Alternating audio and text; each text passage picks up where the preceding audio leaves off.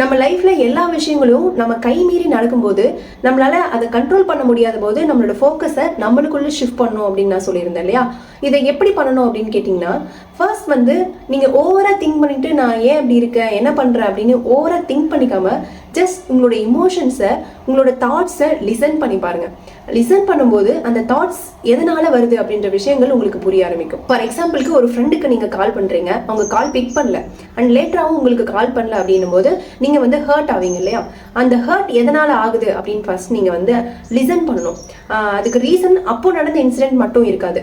உங்களை வந்து ஆல்ரெடி வந்து ஒருத்தவங்க வந்து வேல்யூ பண்ணணும், உங்களை வந்து ஞாபகம் வச்சிருக்கணும் அப்படின்ற எக்ஸ்பெக்டேஷனாக இருக்கலாம். இல்லை நீங்கள் எப்படி அவங்க கிட்ட இருக்கீங்களோ அதை அப்படியே வந்து அவங்களும் ரிஃப்ளெக்ட் பண்ணணும் அப்படின்ற ஒரு எக்ஸ்பெக்டேஷனை மிஸ்மேட்ச் ஆகும்போது உங்களுக்கு வந்து அது வந்து ஹர்ட் ஆகலாம். உங்களை வந்து பெருசாக அவங்க மதிக்கலை அப்படின்னு நினைக்கலாம். ஸோ இந்த மாதிரி எந்த உணர்வுகள்னால நீங்கள் ஹர்ட் ஆகுறீங்க அப்படின்றத ஃபர்ஸ்ட் அண்டர்ஸ்டாண்ட் பண்ணிக்கிட்டீங்கன்னா அந்த உணர்வுகளை கையாளுறதுக்கு கற்றுக்க ஆரம்பிப்பீங்க. ஸோ இந்த மாதிரி எந்த உணர்வு உங்களை ஹர்ட் பண்ண தூண்டுது அப்படின்ற விஷயங்களை நீங்கள் அண்டர்ஸ்டாண்ட் பண்ணிக்கும் போது அண்ட் லிசன் பண்ணும்போது நிறைய விஷயங்கள் உங்களுக்குள்ளேயும் உங்களோட அவுட் சைட் வேர்ல்ட்லையும் மாறுறதை உங்களால் பார்க்க முடியும். உங்களுக்குள்ள நீங்கள் ஃபோக்கஸ் பண்ணும்போது உங்களை ஜட்ஜ் பண்ணிக்காம உங்களோட எமோஷன்ஸ் எதனால வருது அப்படின்னு ஜஸ்ட் தூரத்தில் ஒரு செகண்ட் பர்சனா இல்லை தேர்ட் பர்சனா நின்று ஜஸ்ட் கவனிங்க.